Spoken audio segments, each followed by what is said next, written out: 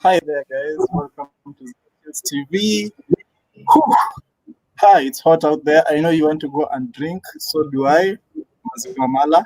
But today we have an amazing guest. He's pretty young, by the way.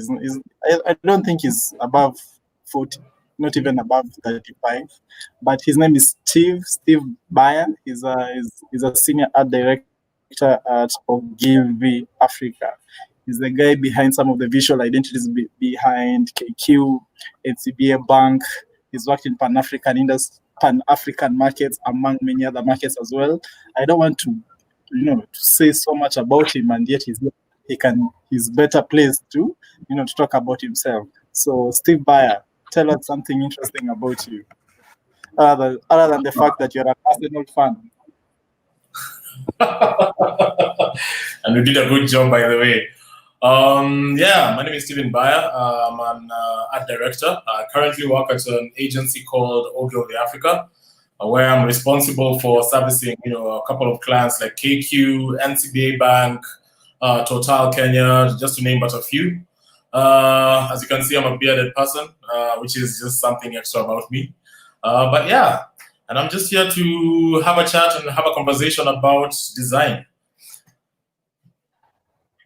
So maybe you could tell us how long you've been working in this design industry, especially as a young creative, and how your experience has been so far. Okay. Basically, I joined the design industry in about 2014.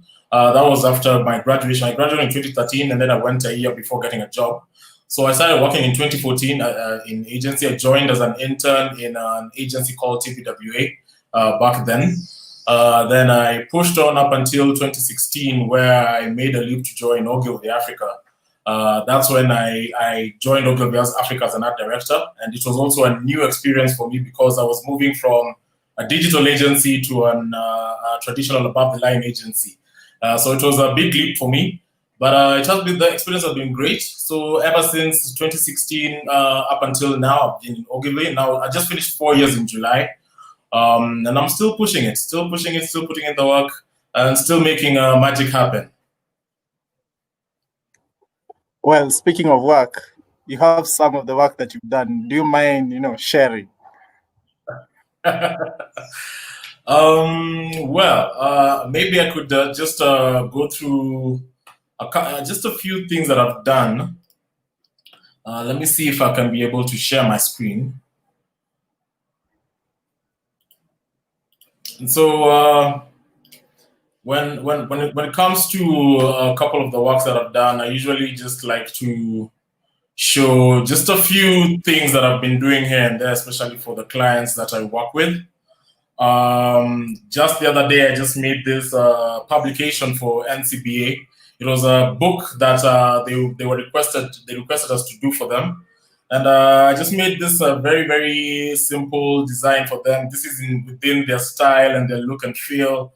And so this is just a couple of, just a sample of what I had done for them in terms of this book.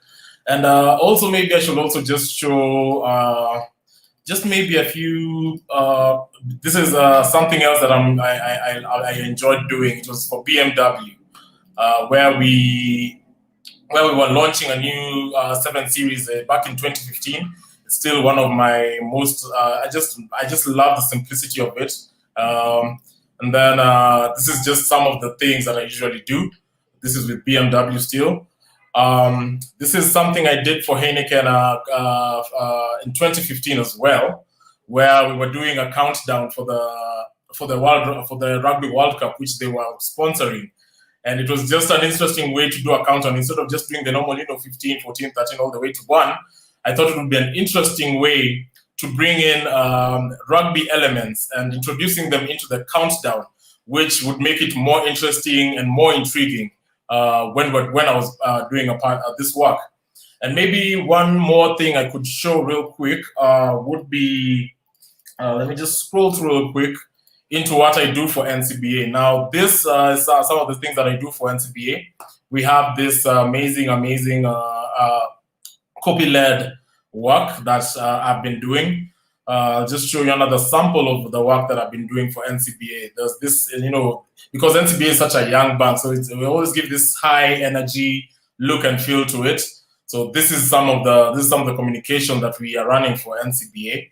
And maybe I could show also a third one just to show the kind of art direction that I usually have whenever I'm getting into this work. And maybe I'll show more when we are discussing the question, so that maybe if there's something that might come up that will need me to show a reference, then I will be able to give you a reference for that. Interesting. Now, Mushira is asking something that maybe I should have started with as well. What exactly does your work involve? And maybe to tie into the question is that there's a difference between a designer and an art director. You are an art director. What is the major difference between the two? Because most guys seem to confuse the roles. They say, I want a designer when they want an art director, and vice versa. Okay. I think I'll put it simply this way. Let me just start by answering the question, what does my work entail? My work basically entails, creating visual communication for clients, and basically trying to answer their questions and queries through design. And I'm really just a visual animal. That's all I am.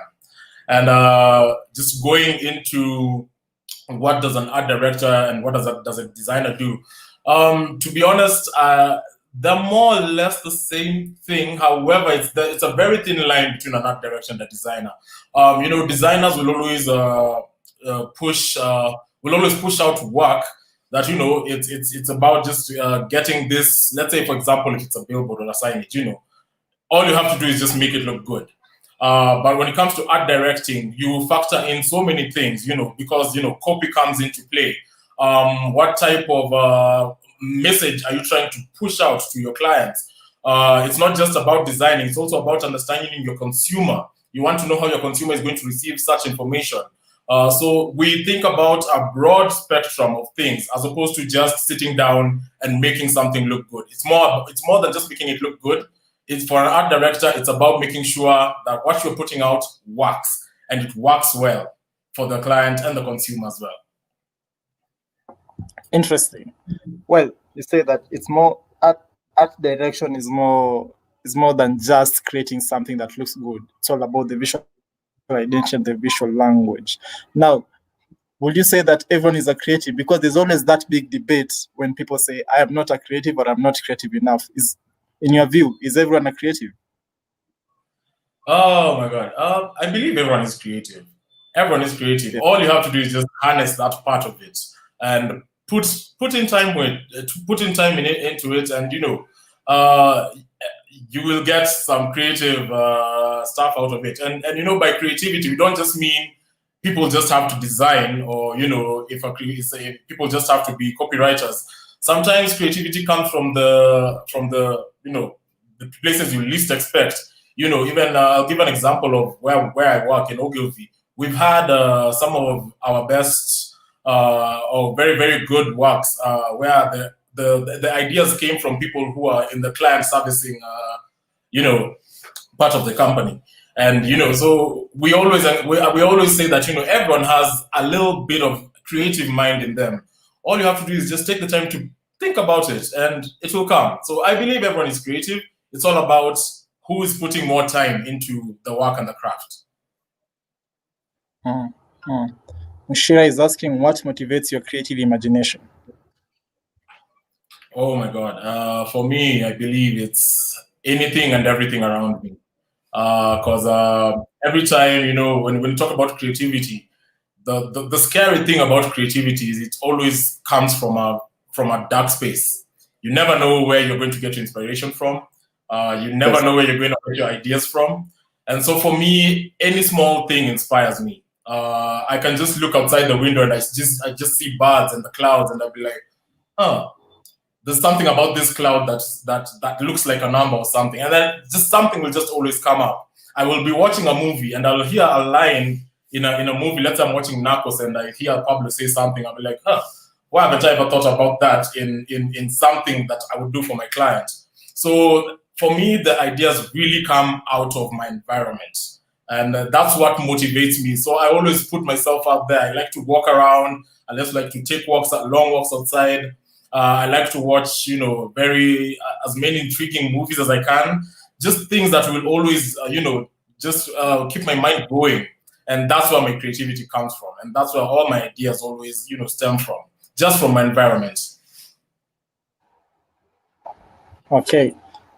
He's also asking maybe a follow-up question. What specific skill does one need to be a creative designer? That's a good question. So what specific skill you need to be a creative designer? I believe there are a couple of, when it comes to design, there's so many places you can put it. It can be placed. But when it comes to skill, of course, if it's about designing, then the basics, you have to be able to design. And when it comes to what other skills that come with it, it's all about the time that you put in to the practice of designing. Because at the end of the day, you can only get better when you put time into the craft. And so all it takes is just for you to be able to pick a design software and learn. I think I'll give a perfect example of me. I am a self-taught designer, so everything that I've ever done, it was really out of interest. So one day I just downloaded Photoshop, and I taught myself how to design, and just by associating yourself with the right people and people who have also been in the industry for a while, who can be able to mentor you and guide you in the right direction. That's the way you can just become better and better, and you just become a great creative designer over time. It's not a one-time thing. You will always have to put practice into it, but when you put the right amount of time, you'll get there and you'll become as great as you want to be. Okay, interesting that you should talk about initiative in creativity. You find that in the modern world, as of now, there's a lot of talk on design rather than copy. There's this saying that copy is dead. Yeah, people are saying that copy is dead and we should focus on design. I'd just like to get your opinion on that, and what is the role of copy vis-a-vis design thinking. Okay. I know people say copy is dead. Personally, I do not believe copy is dead, because I'm one of those people who believe copy is king, and I'm an art director. Because I'm even when it comes to art direction, and especially when it comes to when you're creating campaigns, your art and your typography, I always believe they have to go hand in hand, because what if I'm just going to see a beautiful piece of art and there's no messaging behind it, it doesn't make sense. And the messaging comes from the copy. So the copy is always as important, because at the end of the day, one might relate to a visual, but at the end of the day, if they do not relate to the copy that is placed on the visual, it won't reflect to sales. It won't reflect to a generation of what you're supposed to be answering in your brief. And so I do not believe copy is dead. I believe copy and art will go hand in hand for as long as as time is here.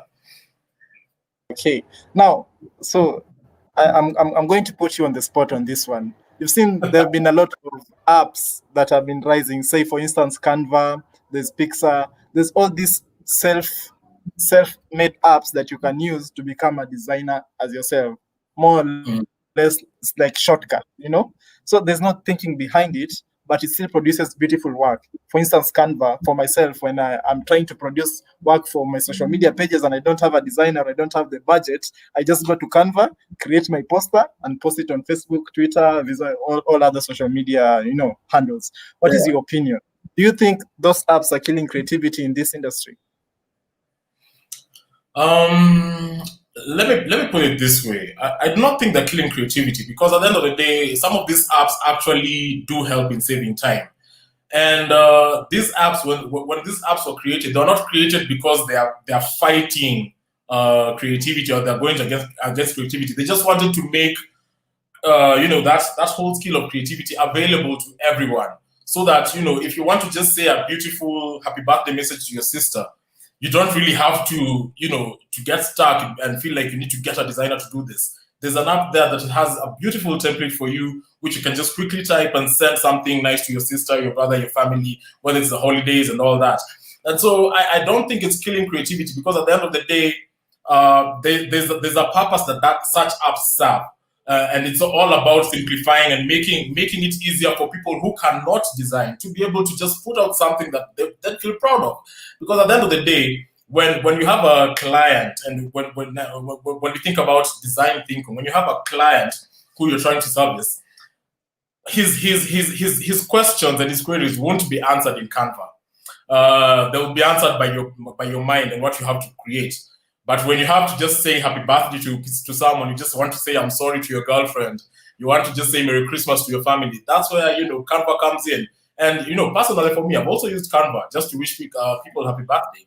But that's because, it's just a simpler way to just, for me, it avoids just me sending a text saying HBD. At least, it shows that you put a little thought to it to just send something better. But I do not believe that it kills creativity. If anything, it promotes creativity, because once someone who has never interacted with a design program is able to hold an app like Canva and just go through all these templates, is able to select photos, they're able to tweak around with fonts. That's a way to actually build creativity on people who have not had that access, especially because everyone believes design is just Photoshop and Illustrator. It doesn't end at that. All these apps are there to actually build creativity and not really fight creativity. Okay, thank you. Owen Kimani is asking, what direction is the creative world taking, and what does one need to capture the ever-evolving market? In terms of the creative direction that the world is taking, I think the best way to look at it is, first of all, where is the world headed? And most of us, I think, we're headed into the digital spectrum. We're heading into the digital. Everything is just becoming digitalized nowadays.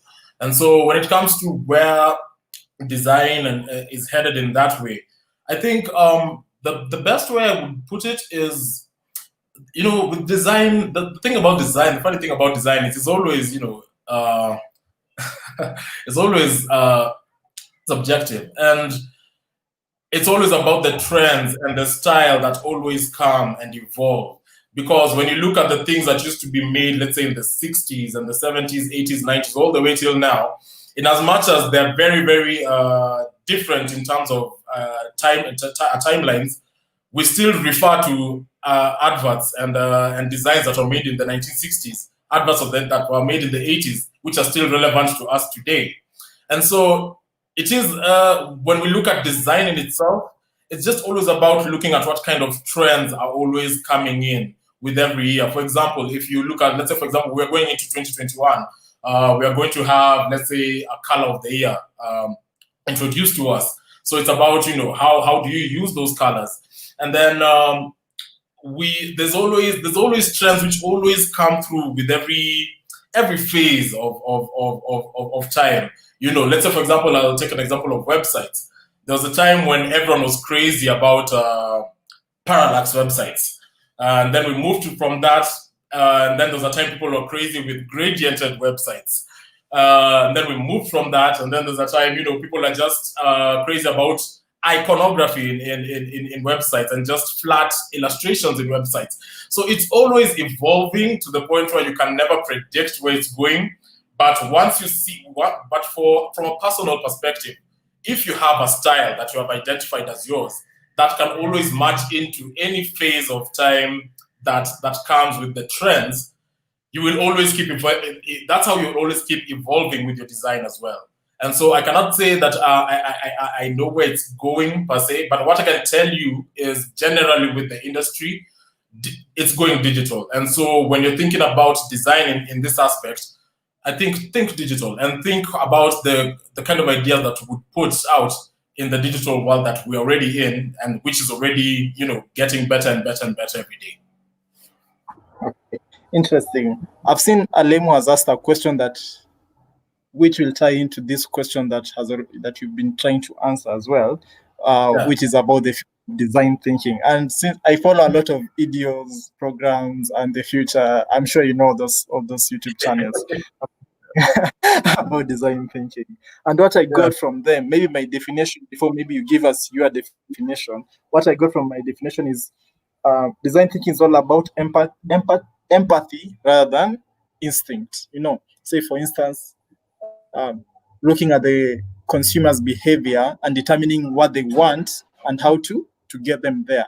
That's how I got design thinking. I don't know if you understand it differently because I'm yet to. If I search today design thinking, you find a lot of definitions. I want to know yours.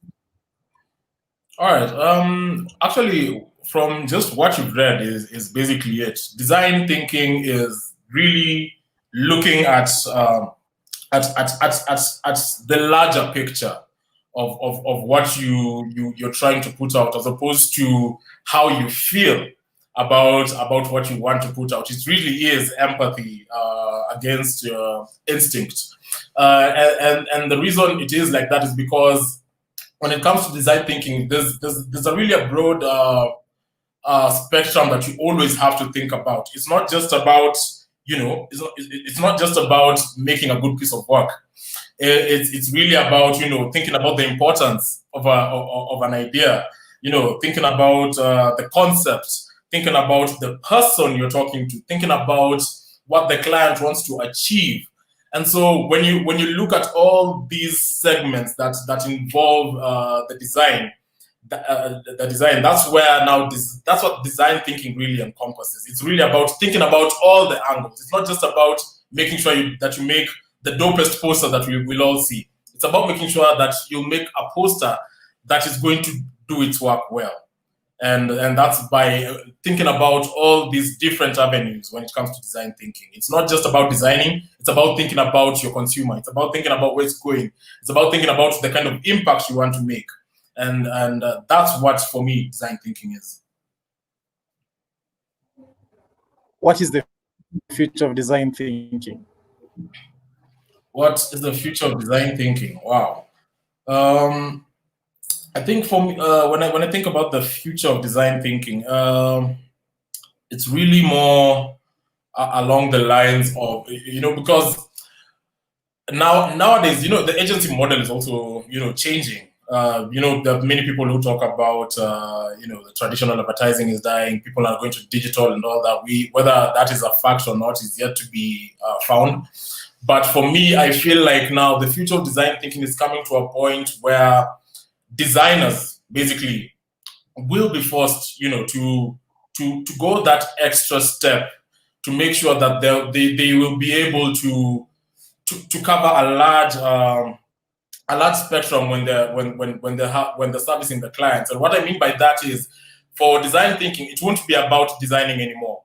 I think it will reach a point where designers and art directors at large will start thinking about strategy as well. The future is and start to introduce a strategy into design, because that's one thing that has also been a bit of a split a couple of times. Most of the times when designers are just doing their jobs, they never really think about the strategy behind it. It's all about, let's say, for example, if you're in an agency model, it's all about receiving the brief, trying to interpret the brief your way, and just getting the work out. But we never really think about the strategic part of it. And the strategic part of it is where all the answers that pertain to your audience is.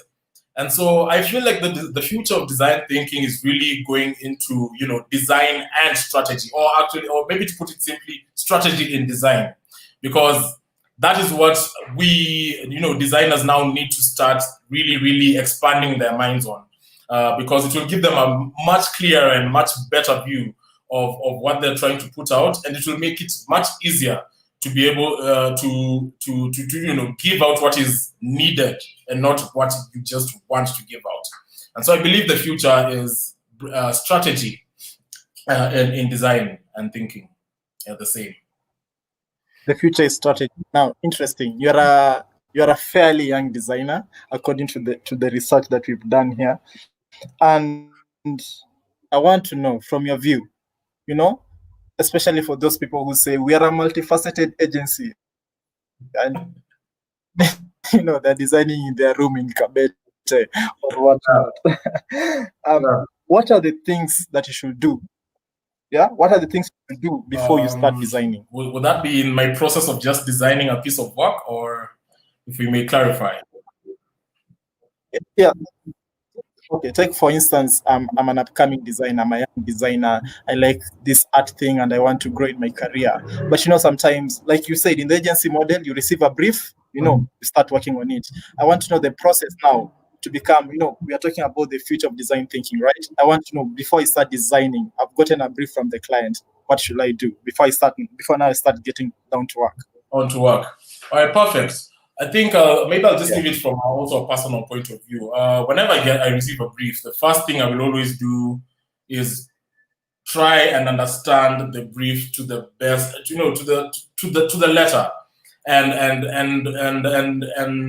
once, especially when you have a brief that really gives you, just a one-minded thought, and basically a single sentence that just gives you what the client wants to get out. From there, now I have to go and now start thinking of ideas, because even when it comes to designing, it's not just about placing pictures and text. It's also thinking about an idea behind the concept. So I always have to think about a concept, and that involves a lot of brainstorming. Most of the time, when it comes to brainstorming, I brainstorm with my creative partner.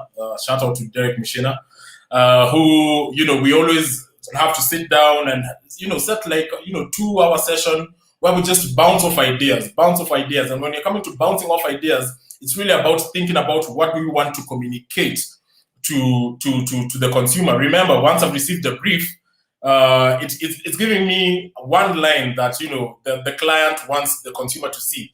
My job as the art director is to make sure I interpret this line in the most creative way possible that I can. So once you get into the brainstorming moment and you find an idea and you crack the idea, now it's time to execute. So now that's when it gets to the hard part, trying to conceptualize your art. And I do a lot of just sketching at that point, because I already have an idea in mind. I know what kind of message I want to put out. Now it's about how am I going to package this idea visually, and then how is that how's that package going to complement the copy that I'm going to go with? Again, back to my point. That's why I don't think copy is dead. Art and typography will always go hand in hand for me. And so once it gets to that point of conceptualizing, now that's when I'll go into Photoshop and now start just making just a stamp of what I'm trying to design. And once I get into a stamp, I'll just place my images, play around with colors until I have just like a nice base of just something substantive. And from that point, I always now have to push the envelope, and that's where crafting comes in. And now once you have the set thing that you want to do, now you have to perfect it. So that's why you push that perfection, whether in terms of crafting, and then just take it to the end until you have a design that you're proud of, which answers the brief. Not just one that just looks good. It doesn't have, if it just looks good and it doesn't send the message out, it doesn't make sense. So it has to be something that is going to be easily understood by the consumer, and that's the kind of process I usually go through. So it's basically getting a brief, brainstorming, getting into that point where I'm able to now start on the work, and then crafting the work up until the end, to the finish, and making sure that everything from beginning to end still answers the one message that the client wants us to bring to take out to the consumers. Okay, interesting. Now, Alem is asking, if someone is a great designer, great at design, are there roles and opportunities for them outside advertising and communications here in Kenya? And if so, where? Oh, definitely. We have so many companies which have in-house creative departments, and other than that, there's always someone out there who is always in need of design. There's always someone who's always in need of design. So the opportunities are there. It's just a matter of just looking at them in the right place. I know, most of the time when you talk about design, people always skew it to agencies and design firms and all that. But sometimes, as something you mentioned before, the guy who is saying he's a multifaceted agency, but he's just in a room in Kabete, that's an opportunity he created for himself. And clients will still always come in, because when it comes to something that is skill-based, it doesn't have to be confined into advertising and communications only. There's so many places where design is always needed and where design is always used. Churches need designs for their brochures. Even your kinyozi in the hood. When they're making that banner, that's design that is also needed to be done. And so there's so many places where design can be applied in terms of the work. It's not only the confines of advertising and communication, but in as much as all of it is essentially advertising and communication. But there's so many places and so many touch points in which design comes in. When you go to a corporate world, you will still find people who need design there. Let's say, for example, you're looking at musicians. Musicians nowadays have this thing where they have logos before they introduce their music videos. Those logos are made by designers. They weren't made by anyone else. So the opportunities are really endless when it comes to design. It's just about looking at where the gap is and taking that charge as a challenge and make it happen. Super. Speaking of opportunities, like you said, I'm in Kabete with my multifaceted agency. And Evelyn, I think Evelyn has captured it correctly. Young designers are joining the market and coming across all this don't accept exposure as a form of payment. What's your take? And have you ever worked for exposure? That's a very good one. And it's I don't know. It's a very good one. Let me just say why. Because as a young designer, because I've been there before, and the thing about designing for exposure is at some point in life when you really want to just start out and you just want to put your foot somewhere, and someone tells you, we're going to do this, and we're going to give you more jobs. Of course, there's that element of trust that will slowly come into it, and you will just want to do it. And then you realize, I'm not getting paid, so I've just been doing this for nothing. But at the end of the day, this is what I always believe. When you're putting in that work, and remember earlier I talked about putting in the practicing and making it, building your skill each and every time. Working for exposure does not go, it's not in vain. That's all I can tell you, because I think when I talk about that time, period of a year before I became an intern, I worked for exposure, clean. I was just paid in some clean exposure bills. I was rich in exposure. But at the end of the day, when it came to the point where I had to get into an internship, you see, I had this skill and work to show that made it easy for me to get into an agency. And that's because I put in the time. It doesn't matter whether the money is coming in right now. At some point, the money will always come. And the time and effort you put into your skill set will always pay off at some point. The thing about young creatives right now is, and I don't know, maybe it's because of the type of face that is put out there, especially with designers, because, that all these freelance designers who've really, really made it, and they're making good money from it. And then these young guns want to be like them. Maybe this guy is just someone he looks up to, and then they get a small job. Maybe it's a Jiweke Tavern just wants a poster to talk about now we are open since Uhuru opened the country. Come and grab a drink at 5 p.m. on Saturday, and someone will just think, you know what, I'm going to charge 10K for that. Yet you don't have the experience. Yet you don't know how design thinking works. You're just going to look for any type of image and slap it there, and then Juweke doesn't get their clients. The time you put in is what is going to make you learn. And the more you learn, the more you know. The more you know, the more you grow. The more you grow, the money is going to come in. So what I just encourage young guys not to be afraid of exposure. But then at the same time, not to be taken advantage of. Doesn't mean you have to work for 6 months, 7 months, and you're not even being given fair food. That would be really, really unfair. But I think look at it as it's an opportunity for you to practice what you know with real, with real briefs, with real problems, where you don't have to make up things. And that is the kind of opportunity that will just pay off in the end. So that's my take on it. Okay, interesting. Leon, I think Leon has a personal question, which he says, well, you are one of the best directors he's worked with. And he's asking, what is your beef with account management? What is mine? Your beef with account management. You have beef with account management? I don't have beef with account management. They're one of the best people in the world. They're the ones who... They're the ones who... Be correct. Sorry? You don't have to be politically correct. No, it's true. These are the guys who cover me when I've messed up, sometimes, because that also happens.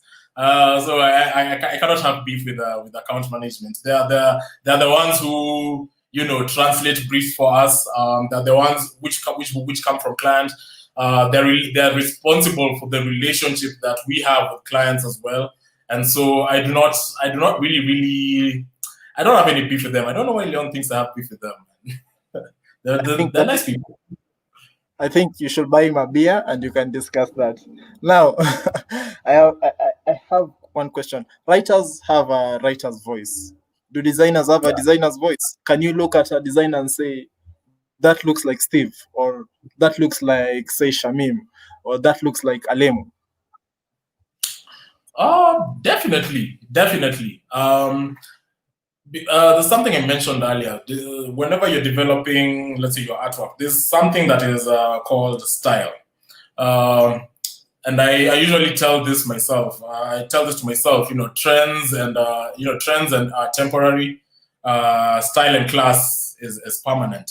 And so when you have a style that you're known for, it can be it could work to your advantage or not. But most of the time, when you have a style that can just transverse through different touch points in design, it's something that you will get to be known for. There's so many illustrators. I wouldn't be able to pinpoint names right now, but there's so many illustrators who are actually known for designing, let's say, logos that have a lot of empty space around them. And once you see this logo, you'll be like, oh, I know this guy designed this kind of thing. Even when it comes to locally, there are clients who you would do a job, and they're used to knowing your style, and then when, let's say, you give a job to someone else and he will do it equally as well, but clients will be like, but I know Steve did not do this job because there's something different about it. This is not his style. So yes, design also has a language. Definitely does have a language. And especially because we also borrow a lot from other people's languages when we're developing our own styles. So I believe it does. Wapula is asking, how would you define success? How would I define success? Yes. Well, that's a very broad question, but in terms of design, success to me is really, being able to service as many clients as I can, and being able to answer their questions and be able to make them break through in places where they're struggling in terms of communication. For me, success is just seeing my brand grow. And the brands that I work with grow in numbers and just become this thing that they never were. Success to me in terms of design is just putting in my best and seeing it just pay off in the end, and seeing it work out, and just seeing people happy with what I'm putting out. That to me is success when it comes to design and design thinking. Okay, thank you. There's a question we had skipped from Super Mushina, who is asking, how do you create a balance between making your art look good and still ensuring it communicates?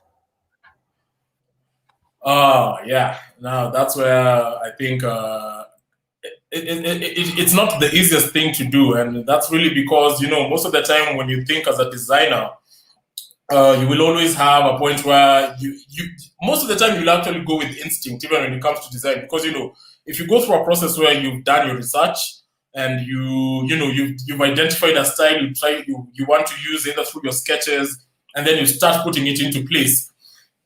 And then once you look at it, one thing that I always like to do is, because I work with my copywriter, I always want to send him my design and ask him, does this work? And if he doesn't understand what I've done, I just go, it's just back to the drawing board. Because in as much as I want to craft something for it to look beautiful and amazing, I still won't want the message to get lost out. So how I get to that is by making sure I actually at least share it with a few people and get their feedback on whether they understand what I've done. And if it is really point blank in their faces that they get what I've done, that's where now I ensure that also the messaging comes out of it, because it's always two way. In as much as the copy is going to give it the message, the art is also supposed to, communicate the message ideally. I want to read the message and look at the visual and see how they both mesh together to make one great piece of communication.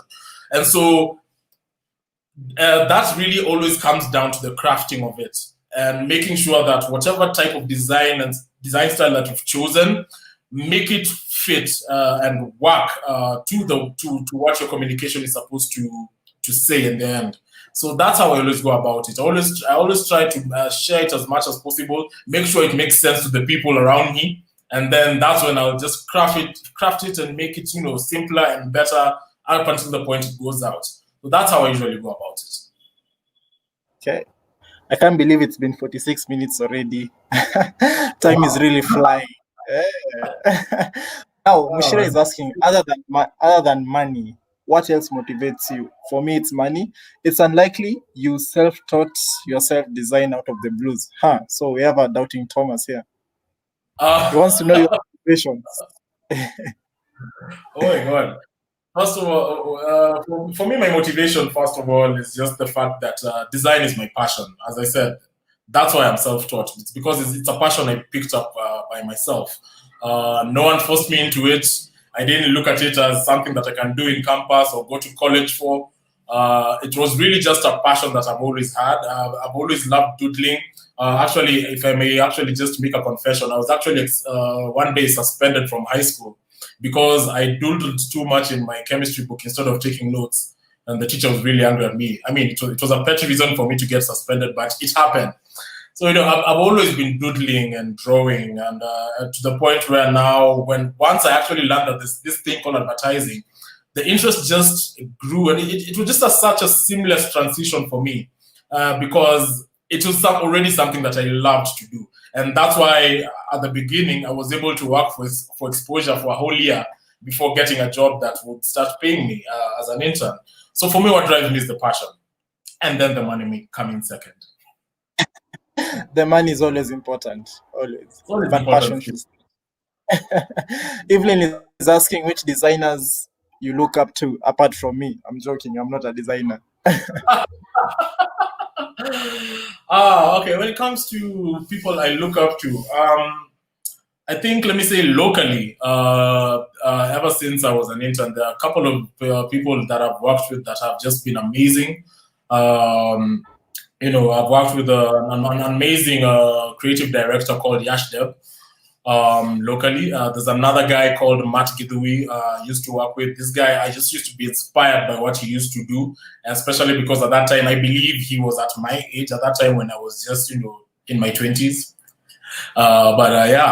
There are people like, when we look at the local spectrum, let me look for some names that I can also think of. But those are my two major ones when it comes to design, because a lot of what I did and the way I've learned, it's through just seeing what these two guys have been doing.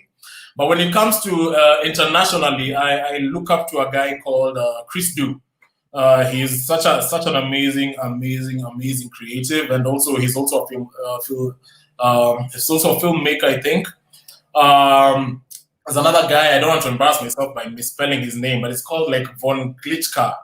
He's a guy who's really, really good with logos, and I always look up to him and try to always learn from him as well in terms of from an international point of view. But yeah, I think for now I can mention those two. For local, I have Yash there, Matt Kidui. Internationally, I look at Chris Du and Von Glitchka. Interesting. We also look up to Chris Du and among many other local Kenyan creatives. We won't say because this is not a sponsored page. As we come to the close of the interview, I have a few more questions remaining. If you have a burning question, please send it now so that I can factor in the time. Now, Steve, what do local designers get wrong? What do most designers get wrong? I think when it comes to local designers, it's not that they do something wrong. They just don't put some consideration into a few things. One of them being time. For you to get, your best piece of work out as a designer, you always have to put in the time. You cannot just walk into a design machine and say, I'm going to do this in 15 minutes, get it done, and then send it out. All you just have done is just design a piece of something. But if you want to design a piece of art that is going to communicate, put the time into it. So if you're going to go through things hurriedly, you're doing it wrong. The other thing I would also advise in terms of that question is understanding what you're trying to put out, what you want people to understand. Most of the time, people will just when you get a brief and then you just want to design something, you'll just go to, let's say, a stock a stock imagery site, look for happy face, throw it in there, get your copy, type it out, make it look good, but then it doesn't connect, just simply because you did not take the time to understand what the need of the client is, because that is what is most important. You're trying to answer a problem. You're not trying to put out an art gallery. Think about the problem that you're trying to answer and, be in a deep relationship with that problem if possible, because that's the only way you'll be able to create something that is going to give the proper answers out there. And so put in the time and, think about what the problem is. Don't just do a piece of design because you think it will look cool and it will look nice. There's nothing wrong with that, but what kind of impact will it leave? Think also about the kind of impact it will leave. And so that's how I would look at it. And also maybe one very, very important thing, research as much as you can. Very many designers, they will always go with just what is in their mind instinctively and play around with colors until they find something nice.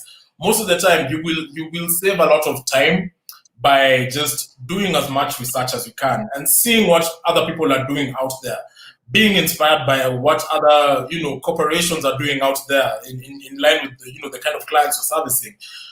Do spend a lot of time just to learn and do as much research as possible, because that will help you understand the kind of style that is out there. It will also help you understand yourself in terms of coming up with your own style that is not is not similar to someone else's. Always look for this inspiration. It will always help you grow. Okay. Now, interesting. So you'll find that most clients will I think you've been in the industry for long enough, so you've probably encountered this. A client is coming out of nowhere and saying, there's something wrong with this artwork, but I can't tell what it is. I feel like we should also make the logo bigger. I want my colors orange, but not too orange, just a little bit of red or blue. There's those murky considerations. When is the right time to tell the client no? Okay, I think when you get such comments and from clients, one thing I always want, I would like to encourage people to do, and especially freelancers, because when it comes to agency, there could be some constraints when because you're not really in direct communication with the client. But I think the principle will still apply and it's still the same. Make them understand what you are trying to do. And then at the end of the day, remember that it's not you versus the client. You and the client are working together to make something great. And so it's about you should be able as a designer to sit down and try and diagnose the problem with the client. If the client looks at this piece of art and says, there's just something that is not right about this, try and get to the problem of what is it that you feel doesn't work. If they feel like they do not know what's wrong, ask them, could that be a reference you could send me that would show me something that is close to what you would like to have, so that you always push for finding solutions. The whole thing about making the logo bigger, everyone has to go through that now. We have to make the logo bigger all the time.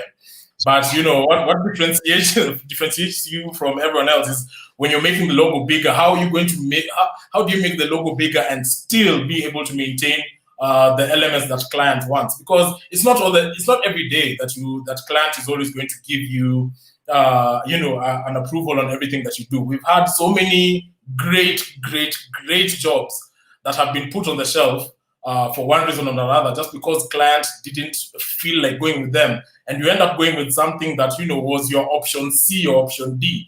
But it's because client feels like that is what communicates to them. And when you go back to design thinking, think about the consumer, think about the client. Don't think about what your instinct tells you.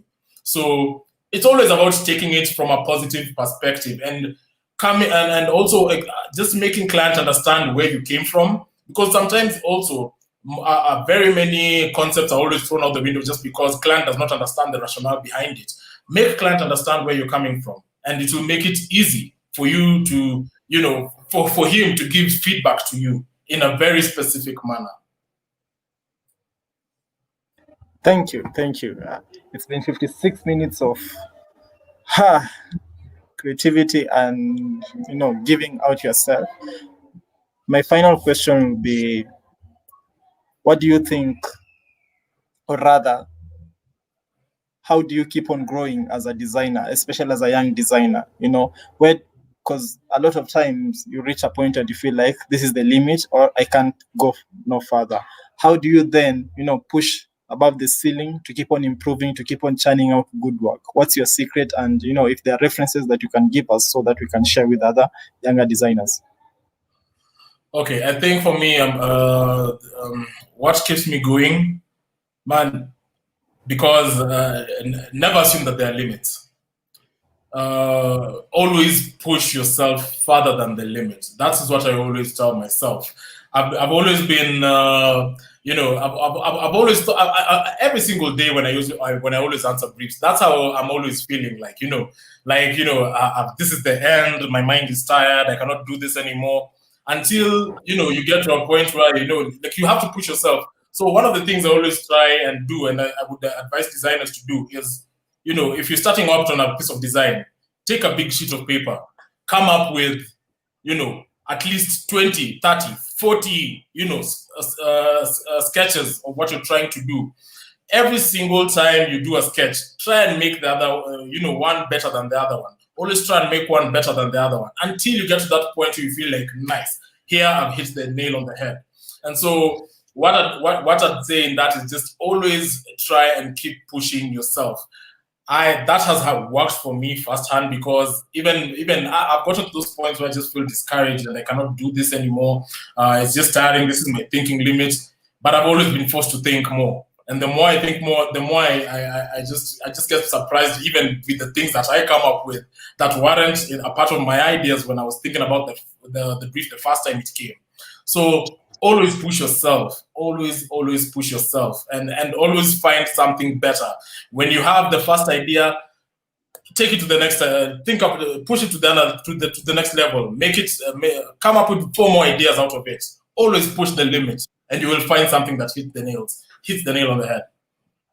Thank you. I've just remembered that I've become that preacher who says, finally, for the last time, but they never leave the stage. So finally. Yep. finally, for the last time, what are those, that one line or that one sentence that someone told you that changed your life? Oh my God. Maybe there's so many, but to try and keep it to this context, I think the one line that changed my life in terms of design is always put in the work. Always put in the work. I know it sounds like it's such a slavery comment to say to put out, but that thing changed my life because it is the one statement that always pushes me to go further. It is the one statement that always wants me to make my piece of art better.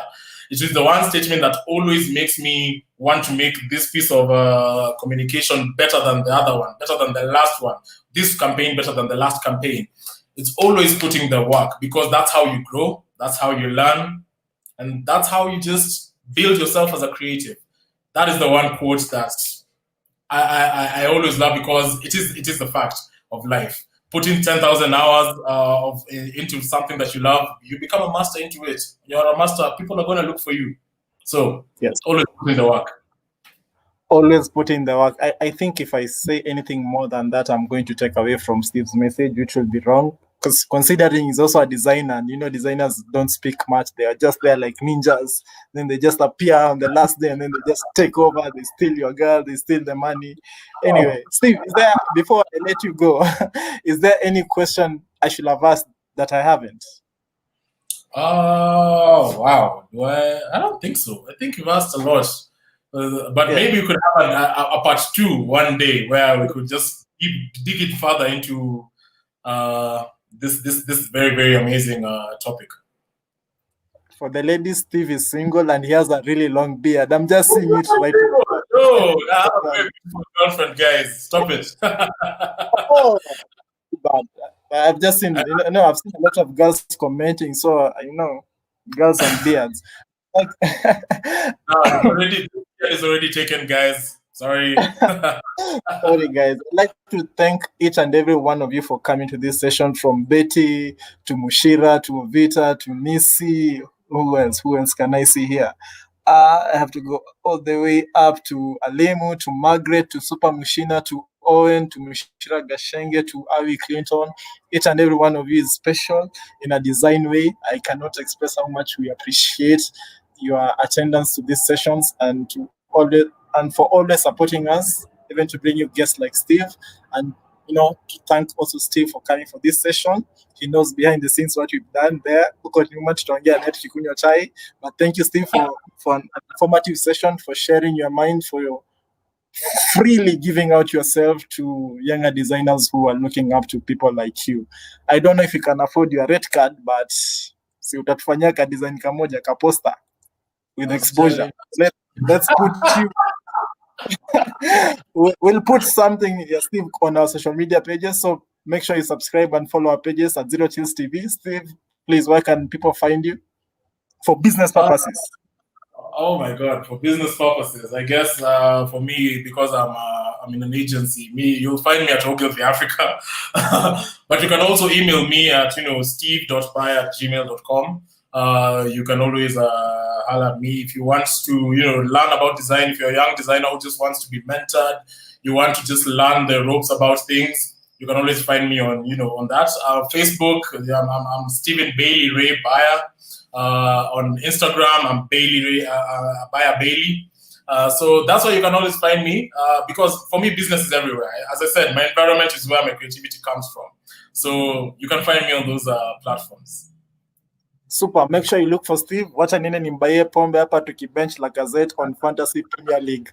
Tourists, guys. See you next Friday. Thank you for tuning in. Awesome.